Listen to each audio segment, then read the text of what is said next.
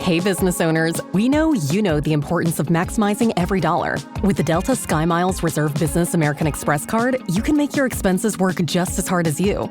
From afternoon coffee runs to stocking office supplies and even team dinners, you can earn miles on all your business expenses. Plus, you can earn 125,000 bonus miles for a limited time through October 29th. The Delta SkyMiles Reserve Business Card. If you travel, you know.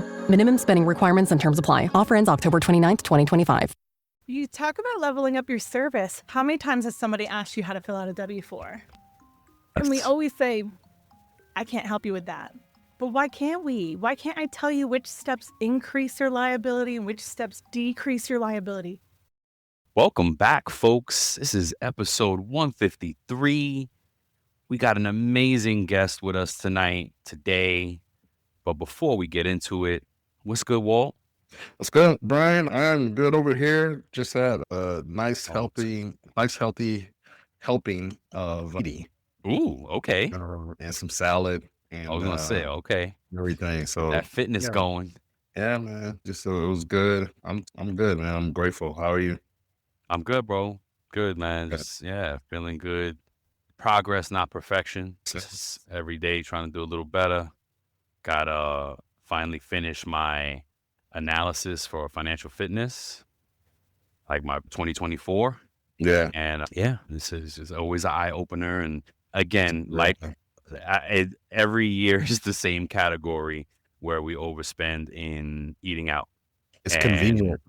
Yeah, exactly. That'll be the number one area to concentrate on. I did find a CFP, a certified financial planner, that really, we had a conversation and it was really good, really like humble dude. And I think he'll be a great help to one of the things he talked about was a budget. And I didn't realize, like, he said a budget will take you a year just to get a budget together. A good budget. Yeah. I didn't know that. Yeah, I didn't know that at all. I thought getting a budget together was just putting the numbers down and boom, trying to execute. And so I learned something there. And he's like, take a year to figure out what it should be, and then another year to execute. These things take time, and that doesn't mean the results are in 2 years. It means that you will have successfully built a budget in 2 years. Yes, yeah, that's all it means. I mean, like you said, to your point, progress, not perfection. Yep. Yeah, man. What you got for us today? So look, man, I wanted to talk about this because it's something that is impacting all of us. Yep.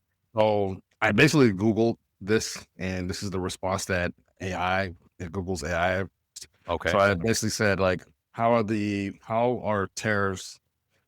What ways could tariffs impact the payroll industry? This is the response that it gave, right? It said that it can directly impact the payroll industry through increased business costs, potentially leading to reduced hiring, layoffs, and businesses, especially those reliant on international trade and supply chains, may face higher input costs due to tariffs, forcing them to reevaluate their workforce planning and budgets. Additionally, these tariffs can contribute to inflation, potentially increasing the cost of living and requiring payroll professionals to adjust compensation to maintain competitiveness. Yeah, it definitely, and unfortunately, I'm hearing real stories about all these things that are impacting companies. A buddy of mine told me about a story about their company, like they do retail, and because of the tariffs, they may lose all the profit that they were projecting on a particular shipment coming from China, because while these tariffs were being made, the shipment was on the water on the way. So when it left, they had in mind profit. A certain thing is a number we're going to make. Yeah. In the middle of the ocean, Trump says tariffs. Holy crap. It could be a loss in the other way because of that tariff. So this stuff is real, man. And it's impacting folks. That's good stuff. That's a good call out. Yeah. So what do you got for us? Might be old news by the time this posts, but the Paychex completed the acquisition of Paycor. Nice. Yeah. Yeah. They're looking, we'll see how that plays out now. I'm interested to see what happens and how they just how they move, right? Because it's literally two different systems that were built two different ways, right? As we know, as business owners, we're not developers, but we're developing software, right? Yeah. We know things can be written in different languages, and it may not be immediately compatible. But when what Pete said, they may use one product for up market, down market, so that made a lot of sense. I was like, okay, cool. So anyway, it's done, and now payroll pros can sit back and watch it play out. Yeah, see what comes forward. I'm excited to see what transpires. Yeah. Do you want to tell us a little bit about our guest that we have on today? Well, we pay the bills first, as we're talking about systems, right? If you're looking for a more efficient way to manage employee, TimeTrak Go is the solution. And TimeTrak Go turns an ordinary tablet into a state-of-the-art time clock in just minutes. With its mobile app and web portal, employees can clock in from anywhere. But wait, it gets better. TimeTrak Go also automates PTO, simplifies time off requests, the important thing for employees, right? And making life easier for both you and your team, meaning you as the employee and your team and the payroll pro and the HR pros and the managers. So stop wasting time with them outdated systems and get something like TimeTrak Go. Yes, indeed. So look, TimeTrak Go has a special offer for our It's About Payroll listeners. Yes. Right now, they are offering an additional 50%. You heard that right. 50, 50% off your first 2 months. So just head over to www.timetrakgo.com/IAP. That's www.timetrakgo.com/IAP and start that 14-day free trial today and claim this offer. Let's go. Yes, I'm so excited today. We have Laurel Serra, CPP. Joining us on this episode is the Director of Education Services at Payroll Org, aka Payo. With a rich background in payroll education, Laurel has been instrumental in shaping learning programs that empower payroll professionals across the industry. Her journey from teaching IRS tax law and fringe benefits to leading educational initiatives at Payroll Org showcases her dedication to the field.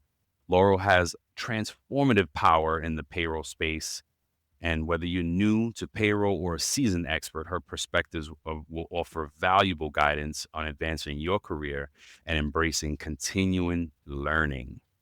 Welcome to continuous learning. Welcome to the show, Laurel Serra. Welcome to the show, Laurel. How you doing? I'm good. How are you guys? Amazing. Honored. Yes, so happy to have you on. Laurel pop up on another podcast, and I was like, wait a minute, they could do podcasts? Because like I don't know, there was the restrictions and this, and I was like, I didn't know that you could do it, and I hit her up right. I was like, hey. Yeah. I'm happy to do it. I'm happy to join and always chat. Listen, anytime someone wants to talk to me about payroll, I know, right? Much to my husband's dismay, Oh my I'm going to talk gosh. about payroll. That's crazy. Yeah, no doubt. I mean, wait, do you come across that in like normal everyday life, like outside of work, or like just like, really? Yes, I am that nerd. I am like the person who, so I was at a quinceañera and I was at the bar getting a drink and the guy had just got there late. I was like, what are you running around late for? And he's like, I just got here from my other job. I was like, oh, what do you do? He's like, I'm a programmer for UKG. Wow. I think it just finds you. Yeah. It does. I was hiking on top of Grandfather Mountain. That's crazy. And I saw someone walking across the Mile High Bridge and they had this hat on that said work day. And my husband saw it too and he looked at me, he goes, don't do it. Yeah. I can't not. I'll do it. Talking to him, and he was in the exact same sales group as my sales guy from when I was at the state college. Oh my So gosh. he actually knew who I was because I used to do sales calls for them, and I used to teach classes at Workday Rising too. Wow. Well, Yep. It just finds it. Finds me. yeah. Well, Everywhere and anywhere. well, then speaking of, tell us, we always start with the origin story. What got you into payroll? And then what the great Jody Parsons says, why did you stay in payroll? It's funny that Jody says that because I always think about where she is and who she works for. Of course, she's amazing. Yep. And I had a conversation with Nick Day previously about it where we always have this idea of, I fell into payroll, which gives it this negative connotation. Exactly. And we really don't want to do that. Exactly. Like, we did make a concerted effort and choice to stay here and to be better at what That's we right. do. And back in the day, working at the PEO, I was like, I cannot get out of payroll fast enough. Like, I was done. And I remember helping some people there sit for their CPP exam, and I was teaching them about garnishments. And I remember thinking, like, why would anyone want to put themselves through this? Granted, I was like 21 years old. Fair. I really was not thinking long term. And then fast forward, here I am. And when I had left the PEO, I went to work for the state college. But when I was at the PEO, I had moved up into an implementation role. So I was bringing clients onto our services, and I was really enjoying that. But at the same time, I was like, when you work for a service provider, it is a different beast to work for. And while I learned so much about payroll, I learned about everything I wanted to be as an employee and a manager, and everything I didn't want to be as an employee and a manager. But this opportunity arose at the state college, and one of my dear friends, Autumn DiRinaldi now, who also worked with us, she had said, hey, Palm Beach State College is hiring for an assistant supervisor. You should apply. And I was newly married, knew I wanted to have a kid, started to think about I needed to slow down a little. And so I applied, and I didn't hear anything for 3 months. Oh my God. Wow. Yes, it was in November, and then they closed during the holidays, and I did not start until after spring break in mid-March, and I was there for 10 years. Wow. And we went from 3 people to 9 people by the time I left. Wow. Implemented a whole new ERP system, plus we did a pay cycle change, everything at the exact same time. Nice. And it ended up being a really rewarding time there. I love having worked there. I still talk as often as I can with the team that is there. I got to help hire the person who replaced me. So, That's awesome. I'm always around. Yeah. It's been a really cool journey to see how it's come around and where I've landed. And now to be at Payo is just, I'm going on 5 years. Wow. And I still remember getting that call and thinking, are you sure you're calling who you You get the right Laurel.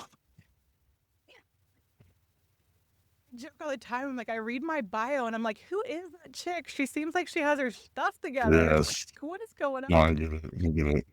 No, but No, it's been wild. How'd you get into the PEO initially? Through a temp agency, ironically. Yep. Good old AOL chat rooms back in Oh the my day. gosh. You guys are elder millennials like I You're- am. yep. And I got really good at that 10 key and typing, getting in those chat rooms. And so when I went to the temp agency and they make you do the typing test, they go, you're a really fast typer. You'd be great at payroll. Okay. I was like, you're going to pay me? Whatever. I'll do whatever you pay Yeah. me for. And so they placed me at a PEO. That one actually went under Oh. in about 3 months. Yeah, that's probably going to be one of your horror stories one day. Oh my gosh. 3 months I spent there, and a high school friend, now Margarita Zambrano, she worked at the PEO with us. She was Margarita Blythe, or Melissa Blythe at the time. And so she was working at that PEO and said, hey, I know they're hiring. You should go talk to them. And so I came in as a new hire specialist instead of payroll. Nice. And that was just literally all day long loading employees. Wow. All Having day to long key them loading in? employees. Nonstop. Ugh. Yeah. It worked out for me because I learned a lot about I-9 compliance, the EEO forms, Yep. the W-4, Yep. what you can and can't provide. And then from there, I was able to move into the lead garnishment specialist when Nice. someone else was promoted, which was amazing. And that was quite the interesting job, doing garnishments for a while. I really actually enjoyed that. There's a lot of background stories you can make up in your head when you're doing garnishments. Oh, that's so all day, funny. every day. Yes, of course. Yeah. Oh gosh. And like, I forget what class it was in, but I was in a class and they were like telling us how many garnishments for one person that they had, how like max that you had to give for one person. I can't say necessarily how many total garnishments, but I think the biggest garnishment I ever saw was over $1 million. Ooh. Yeah. And it had to do with a business that went under. Dang. Husband and wife, divorced, Dang. that whole nine. So I always tell people, you have no idea what a garnishment could be for, whether it's from the IRS or Capital Yep. One. You have no idea. Yep. They could be for a bankruptcy. Someone was trying to save their house. That's right. Or a child that they wish they had custody of, or you just never know. So, Yeah. until you've walked a mile in someone else's shoes, Yeah. You just got to do the best you can. But I learned a lot about how to help people through those things. Because that's crazy. If you find out you're going to have a garnishment and they're leaving you with $174 a week for the IRS Oh my money, gosh. Yeah. trying to explain to people who can help them. And that's what when I'm teaching boot camp and we're talking about garnishments, I always tell them, we have this knee-jerk reaction in payroll that we say, talk to your tax accountant or talk to a tax advisor or I can't help you with that. But we can. You can, yeah. We see those documents all day, every day. That's right. And we're familiar with them. So why can't I point someone in the right direction? Like an IRS levy, the first thing I say is call the taxpayer advocate's office. Nice. There is one in every major area, and they are there to help you. It's Amazing. a free service. It's been eye-opening to see things like that and be able to know how to help people a little more. So a little goes a long way. Yeah. That sounds like one up your service that you give. Yeah. It's great. All right. You talk about leveling up your service. How many times has somebody asked you how to fill out a W-4? And we always say, I can't help you with that. But why can't we? Why can't I tell you which steps increase your liability and which steps decrease your liability? I'm not telling you need to file single. That's right. I'm just telling you how these What it's gonna little do. pieces. Yes. Yeah. You know who put that bug in my ear was Gerard Hall. He's the one that was like, stop saying that you can't help your people. Like, you can. We can help. And I was like, you know what? You're right. And limits, and you got to be careful and kind of, say that, like, hey, look, this is going to make it more. This is going to make it less. You got to make a final decision type of thing. Now I use his Excel spreadsheet he put out for the W-4 to help folks when they get into a jam. And they're like, how do I fill this out? I'm like, hold on, let me send you a link. Shout out to Jerome. It's funny, one of my friends, she started a new job and she said, I have no idea how to fill this out. What am I doing? Wow. And so I walked her through it, and it was so funny because she ended up at the beginning of the year owing a ton of money. And so when I walked her through the W-4 the next year, she ended up getting a little bit of a refund. Ooh. And so part of what I did was I told her, take what you owed. Welcome to The Human Role, your go-to podcast where HR and payroll collide with innovation. I'm your host, Tiana Neal, and every month I'm diving deep with industry experts and change makers, bringing you real talk insights, practical tips, and fresh takes you won't hear anywhere else. Whether you're a leader, practitioner, or just curious about the latest HR and payroll trends, I've got you covered. Ready to roll with the best? Tune in for fresh perspectives, actionable tips, and the knowledge you need to roll forward with confidence. Subscribe now and let's transform the way you work.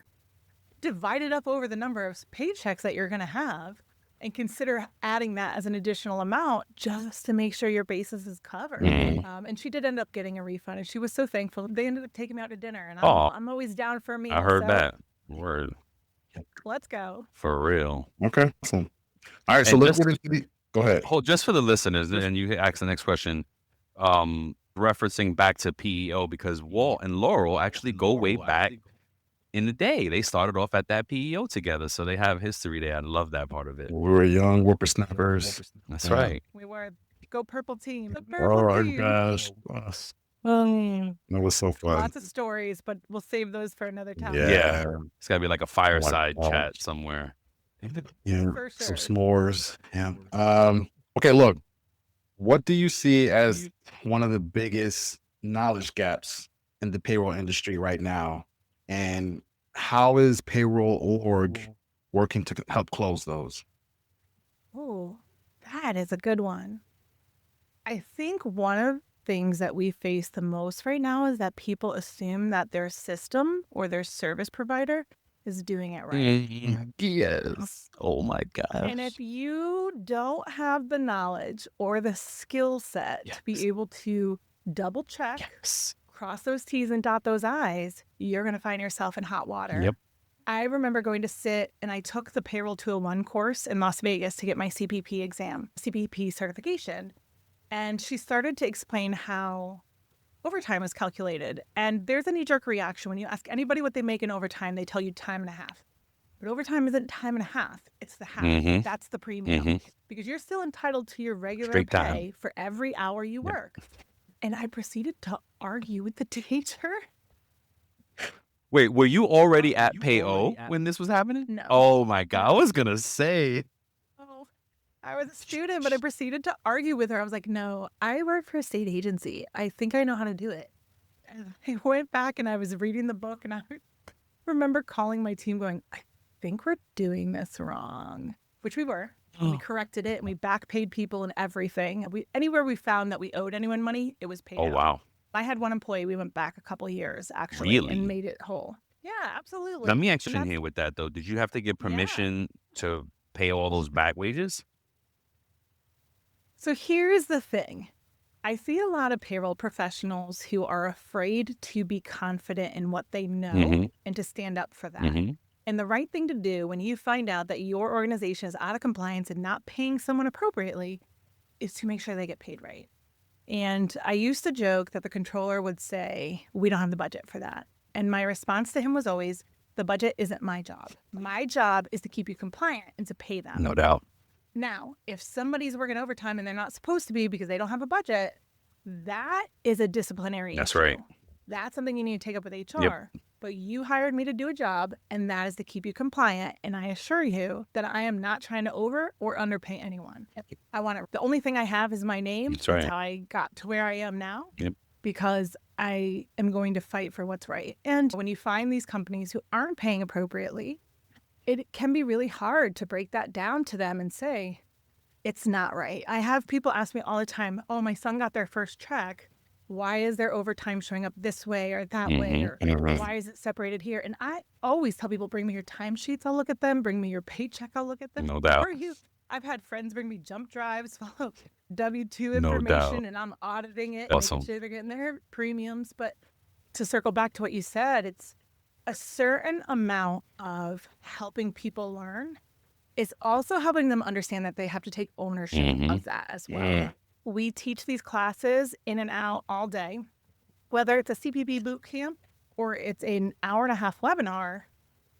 Just because we're leading the horse to water doesn't mean we're making them drink. That's right. Yeah. Yeah. And so one of the things I've really been focused on with Dan Dykes, he's the Senior Director of Education Services, is really trying to elevate what we're doing. Not just a regular webinar where everybody's logging in to get the RCH credits, but really interacting with people and engaging them so that they are actually getting those cogs turning in their head and they're actually going, oh, wow, maybe we're not doing that. Or maybe we need to be applying this here or there, like double checking your service provider, making sure they've updated the tax tables at the end of the year. Yep. Are they ready for Secure 2.0? Yep. Or are they ready for the electronic transmittal of your informational returns? Yep. There's a lot of things coming, especially with Tax Cut and Jobs Act. So we are constantly thinking about different ways that we can approach a program, different ways that we can deliver the program, and really just to figure out how we can make sure that in a day of instant gratification, that we're still getting them to understand the value of either certifying and getting that certification, or at least doing continuing education to continue to upskill themselves so that they can be a bigger, better professional out there in the workforce. Amazing. Amazing. So, in your opinion, how have training and speaking of certification, how have training and certification, how have the needs for them evolved over the last few years, especially with remote work and maybe global payroll becoming more common? Yeah, global payroll is a whole nother beast, and we can touch on that in a moment because It's all, yeah, happening. for real. But if you look over the last year or so, the last few years, obviously we had this push to remote work with the pandemic. Many people found themselves working from home, sheltering in place. Payroll Org was already teaching remote classes at that point. Bootcamp was already remote. They already had a platform going live. So the cool thing is at Payo, which I joined in July of 2020, Oh, wow. they were already teaching classes, and they pivoted their Congress that year of 2020 into a virtual delivery so that people could still partake in it and still come together and network, whether it's through the chat room or other things. But they are constantly trying to consider different ways to approach. Now, the thing that I find the best is as you see this transition of generations in and out of the workforce, you're seeing Gen Z and millennials who are a little more conscious, or rather, maybe they're watching the different ways that people need to learn. Not everyone learns the same Yeah, way. yeah. Not everyone is neurotypical. Some Yep. people are neurodiverse. Yep. Whether it's I need you to have closed captioning for me because I'm hearing impaired, or if I need you to have a more dynamic presentation where you're asking questions to keep my attention because I can't focus. Those are all things that we're constantly trying to consider and adapt Wow. to, whether it's looking at the color difference and variance between the background and the foreground of words. That's how deep sometimes we get. And for myself, I manage the PayTrain product, which is part of boot camp, but also separate. Mhm. And that is my baby. I work so hard on PayTrain, and I have already started on 2026 updates. Nice. Even though 2025 just launched a month ago, literally a month ago. Yeah. And it's because there's always more that we can do, whether we're adding more dynamic questions or our 2025 product launched, and now we have audio capabilities of the books. Awesome. Or we have an interactive e-reader of that program where it now pops up these questions. Oh, to wow. check your understanding. Yeah. So we have a whole new user interface on PayTrain this year. awesome. I'm so excited. So they're constantly evolving and trying to make sure that we're considering all of these different things. How can we meet someone where they are Mhm. as opposed to getting them to come to us? Mhm. There's always still that big push because certification, sometimes people think in this day and age, I'll just go look it up. Mhm. I can Google it, or I go look at ChatGPT. Employers aren't going to react well when you say, ChatGPT told me this is what we're supposed to do. Yeah.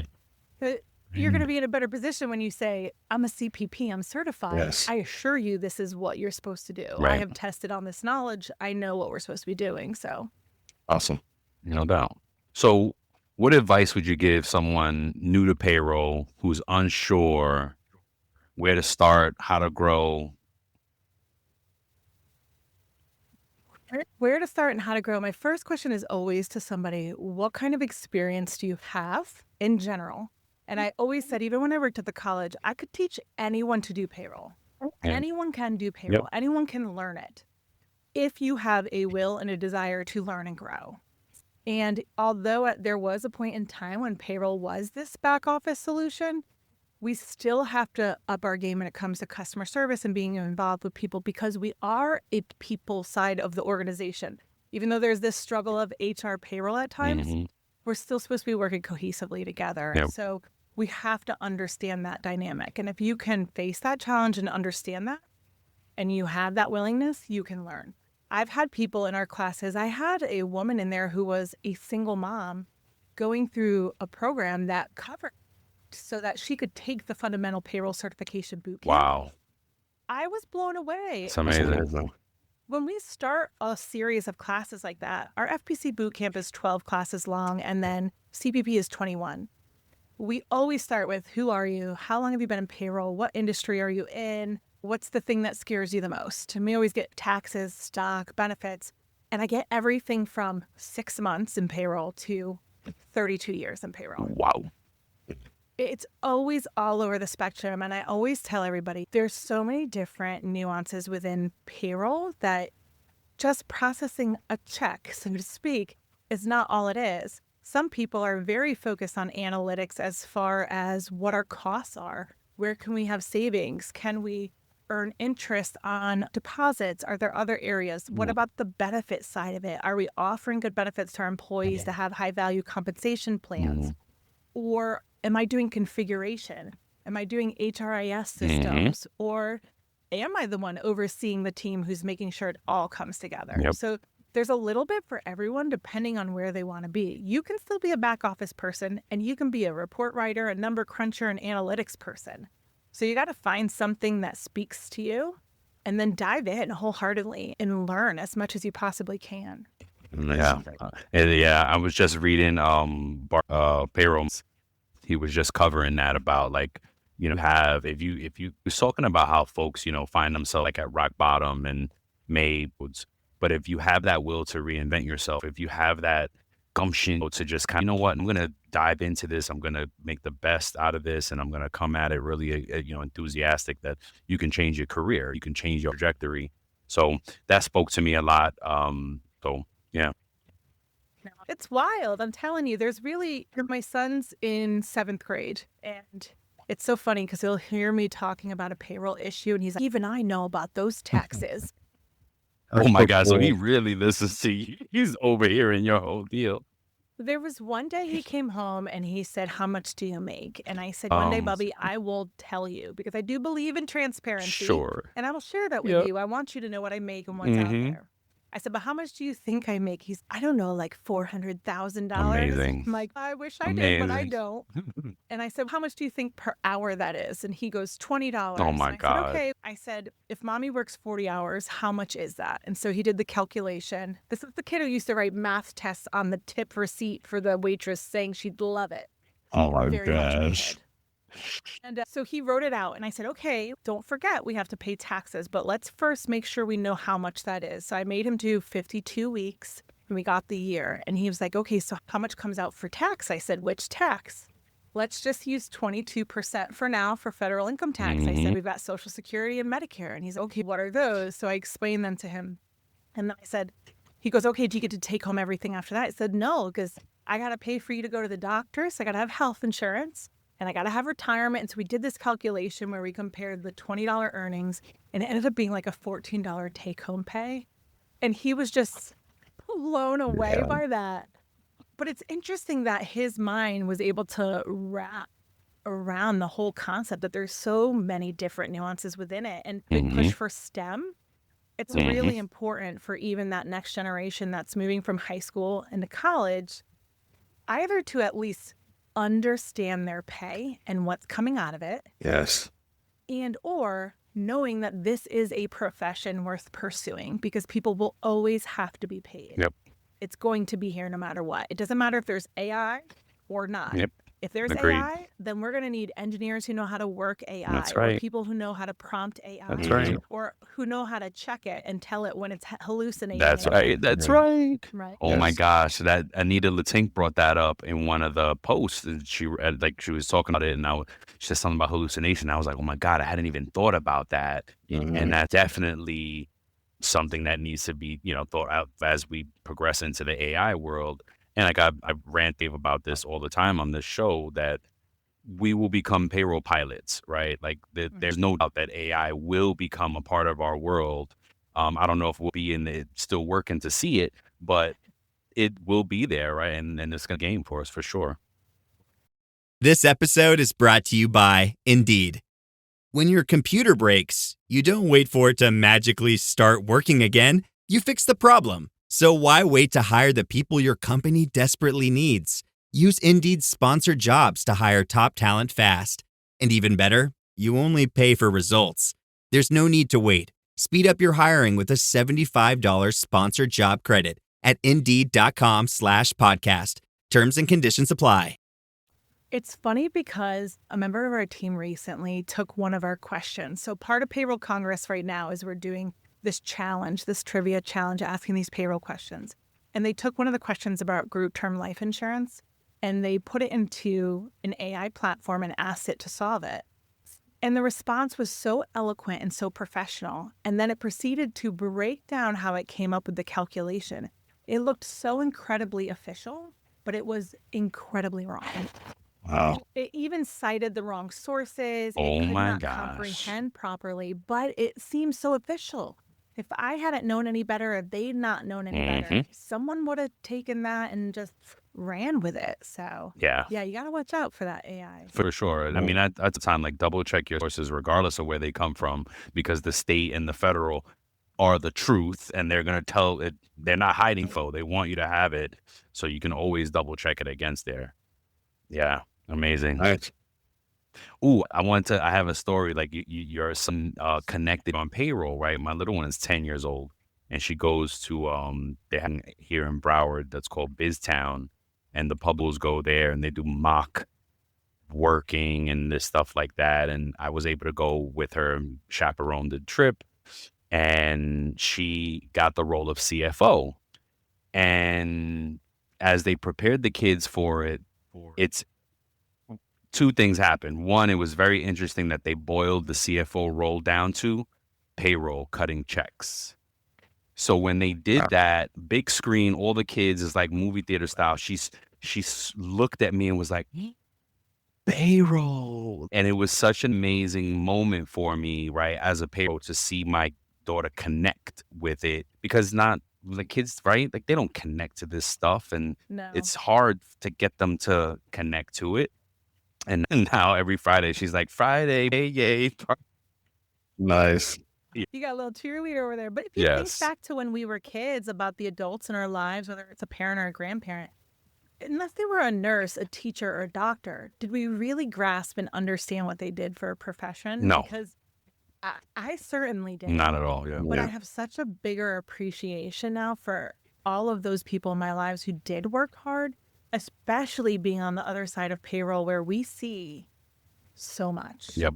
What Yeah. people make, what's coming out, what they want to come out, and what they don't want coming Yep. out. So we have access to this information that it really gives a little bit of perspective. And when we worked for the service provider, I worked for Kathy Lively in our compliance and underwriting department. And we were always doing some form of motivational book or something for team building. And there was this program that we did. I want to say it was Gung Ho with Ken Blanchard, and it was all about worthwhile work. And it came from a Native American who would observe all of the different people and animals and what they were doing, whether they were foraging food for the winter. They always took joy and pride in what they were doing because they saw the bigger picture. And I'll Yeah. never forget it because it's always given me this perspective of, I need to look at the bigger picture of what I'm doing. Am I cutting a paycheck? Yes. But I'm helping everyone who works for this organization put food on the table for their family, Yeah. have medical coverage for themselves, to be able to go out and live their day-to-day life. And if they don't ever have to speak to me, then I've done a good job. Word. It reminds me of something that Adrian Stowe and I connected on when we had him on, and he said that payroll is life. It is, right? Because one missed pay or one short pay can drastically impact someone's life, and could cause them stress. It could impact them in such a major way that it could throw their whole livelihood off. Yeah. And not only that, it throws their livelihood off and the entire organization out of sync. Yep. If that person is now stressed, they're not performing to where they should be Absolutely. or could be. And if they don't come in because they're upset that they're not going to get paid, that's putting stress on other people in the organization. And it just has this total snowball So, effect. yeah. I think that's why so many of us just take it seriously. We always aim for that perfect paycheck, and we know that a lot of times it doesn't happen. But it's all that grace and compassion that we approach it with that helps people understand that we really are trying to make sure that it's good for them. For sure. All right, so listen, what skills or competencies do you think the payroll professional of the future will need to thrive? Humor. No doubt. I think there has to be always problem solving. Problem solving is like the biggest thing that we do, right? Yes. Whether we're investigating a new law, a new regulation. Is it pending? Is it not? Is it in the system? Is it not? Are people loaded? Always figuring it out. Even if it's someone who just calls and says, I didn't get my check. Yep. And you go, okay, hold on. Let's take a step back. Yep. First, let's figure out if we paid you. Did you submit a timesheet? Did you change your direct deposit? Did your timesheet go over to your supervisor and they not approve it? So we're always constantly dealing with these challenges and trying to help find solutions for them. I don't think that'll ever go away. So whether you have that now or later, you're always going to need it. And it's only going to help you in everything else in your life anyway, because if you can easily adapt and overcome, then you can handle anything. For real. But I also think that you always have to maintain a certain amount of curiosity and challenge. Always challenge what's happening, challenge what's going on, challenge the system. Yes. Challenge that perfect check that came out Yep. to see if it truly is. They used to laugh at me if I was looking for a penny variance because I want to know where that penny variance came from. I need to know where that penny variance came from. And if I know where it came from, why did it happen? Or how can I fix it? And how can we make it better? So if you constantly have that curiosity and that drive to push forward and challenge those, it definitely, one, will show how much you are a strategic partner to an organization, as well as that you're the person they need to watch, that you're going to be the one who's going to be rising to the top because you're constantly pushing the organization to be better and do better. So Always have that drive. I love it. I had a control that scared me. My first payroll job, he said, a way could be $1 million the other way.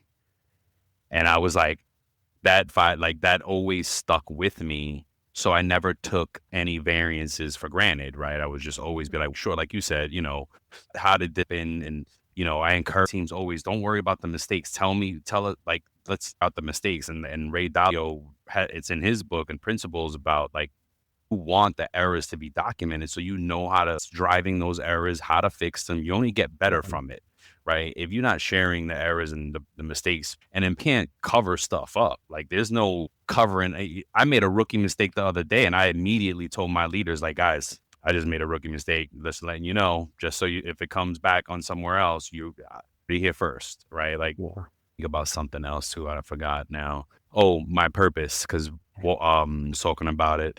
And I was like, what is my purpose? And me and Walt have been having this conversation for a while. And I don't think it's the cutting the check and, payroll is life.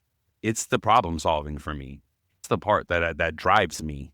When unfortunately, like it's a sword when payroll is quiet because paydays, right? When payday's quiet, I won.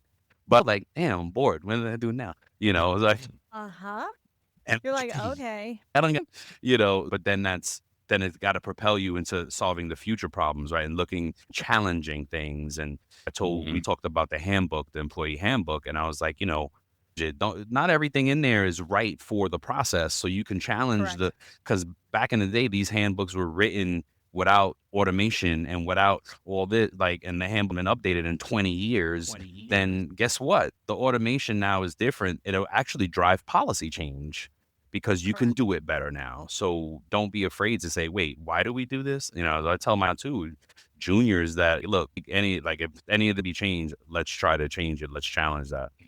So it's funny you say that because there's a story of a young woman getting married, right? And she goes to her grandmother and says, I want to make a roast. And she goes, oh, I'll tell you later how I make my roast. And so she goes to the mom, and mom goes, okay, you get the roast, you cut it in half, you put it in the pan, and you put it in the oven for so long. And she goes, why do I cut it in half? She goes, I don't know, that's the way we always did it. So we just cut it in half, save it for later, and you cook it. And so the girl finally sits down with the grandmother, and the grandmother goes, I only cut it because my pan was too small. Yep. And so when I was at the state college, I questioned everything. So during the summer, they close on Fridays. They work 4 10-hour days. Ooh, that's and during awesome. the winter, they close for that week of Christmas and New Year, usually about 2 weeks. Yep. If payday fell on one of those days, they paid the last working day. So when you're closed for 2 weeks and you're on a semi-monthly payroll, we would pay December 15th. And then the December 31st check would get paid on the 17th. And then no one got paid again until January 15th. Wow. And I don't know about you. Like, okay, I'm halfway decent with balancing finances, but I'm not that decent. A week before Christmas, oh no, it's not going to It's not going to look good, yo. I would ask, I don't know, that's the way we always did it. That's the way we always did it. And I finally ended up in someone's office who had been there since they were a student worker at the age of 17. Wow. Ready to retire. And they said, oh, I can tell you why we do that. Because we used to take the hard disk and bring it over to the bank so that they could take the ACH file off of it. Wow. This is 2018. In 2018, they were doing that. Yep. So that got changed. We immediately changed. There's no reason why you can't pay someone on a day that your company is closed. Exactly. As long as you had a bank day. Exactly. You got to constantly challenge those different things, Yeah. whether it's the handbook or a way someone does it. And I went up to the National Payroll Institute's conference in Halifax last year, and I was doing these tech roundtables where I would talk with people about their different technical things that they're facing and issues. And this woman says, stop asking why and start asking, wow, that's fascinating. Tell me more. Because when people hear why, they have this knee-jerk reaction of that's how I do it. And why are you questioning me? They get defensive. When you start telling people, when you say, oh, that's interesting, tell me more, people want to talk about themselves because the approach is completely different. And you have to do the same thing at your organization, whether you're new there or you're old there. Tell me more. How did we fall into this? Where did this come from? It's very fascinating. And it just goes further and further that you can really find a lot that way. I like that. I like Dropping. And honestly, we could probably talk to you for hours. So as we wrap it up here, what excites you the most about the direction of the payroll industry? Optimize your business with a Workforce AI Edge powered by Visier. Make smarter decisions and achieve better outcomes with real-time AI insights delivered to every people leader. Explore more at visier.com. I think right now it's seeing the new people rise. Mm-hmm. When I came on board at Payroll Org, I was the youngest instructor they ever had. Oh, wow. And I was the only one who ever had a school-aged child. My son was in like 3rd grade at the time. Everyone else had older children or grandchildren. Wow. And they had been in their careers for 30, 40 years. We've got Larry, who's been at Payroll Org for 17 years as an instructor. Wow. He's been in the industry a long time. Or Jim Medlock, who's been Ooh, to I know Jim, 42 yo. payroll congresses. Yo, many of his classes. He said to me last year, I bet I've been to more payroll congresses than you are years old. I said, actually, I'm the same age as Congress, so stop. But I think the really cool thing is getting to sit back and see this shift of no longer are we talking so poorly about millennials. It's shifted a bit to Gen Z, but they don't deserve it. It's always adapting and changing and getting better. But it's seeing the new wave of professionals come through and their curiosity, what's fueling them, and seeing how that is driving industry changes, benefits, EWA, work-life balance programs that companies are looking at, or compensation plans other than just salary adjustments. Yep. So it's very interesting to see as this new wave of professionals start to come to the top and start teaching and speaking out and sharing what they've learned. It's a really cool time to be at Payroll Org for myself. And I came in, this will be my 11th Congress that I go to. I'm very excited. Yes. And my first one, I was like, this is going to be the most boring and mundane thing I've ever seen in my life. Oh, thank God I'm in Vegas. So I can gamble. And I didn't gamble a single time. I had the best time. Everyone was incredible. Good. And it really lit a fire under me seeing how people were so passionate about what we did in this profession. And it, for me, it really helped me with my career and seeing that there was a path and that this is worthwhile. And to see others get that bug, it's really cool to watch. I'm really excited to see the next 10 years. That's awesome. So any initiatives, courses, events that you want to share for the listeners? Of course, we've got Payroll Congress next month, which is incredible. Very exciting. If you are in Florida, What dates are they? no reason why What's you the should not be dates? going.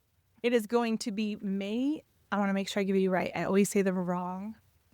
May 13th. I was going to say 12th. May 13th through the 16th Okay. at the Gaylord in Orlando. Okay. So you should be there if you're in Florida. And what's the website? What's the website that folks could go to? Is it payrollorg.com? You can go to payroll.org or Payroll.org. you go to payrollcongress.com. Okay. And then at the end of April, we are kicking off our CPP boot camps for the 2025 exam period. They're going to be the last week of April and the first week of May that will start the next 21 segments with the brand new program.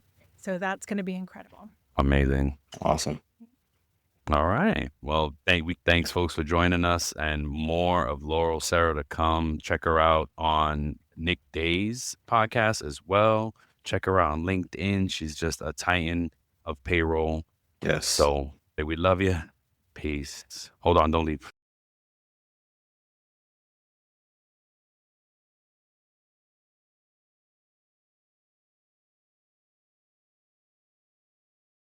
Before we sign off, here are a couple quick things. Don't forget to follow It's About Payroll on LinkedIn and It's About Your Paycheck on Facebook and TikTok. Thank you for being part of our payroll community, and thank you for being a part of this journey with us. Until the next time, keep learning, keep growing, and most importantly, keep going. Every minute your finance team spends wrestling with data is a minute lost. Insight Software's AI-powered insights instantly move you from complexity to clarity. Automated analysis, real-time reporting, strategic recommendations, all at your fingertips. Transform how your finance team works and watch your business grow. Stop wasting time. Start making smarter decisions. Learn more at insightsoftware.com/AI.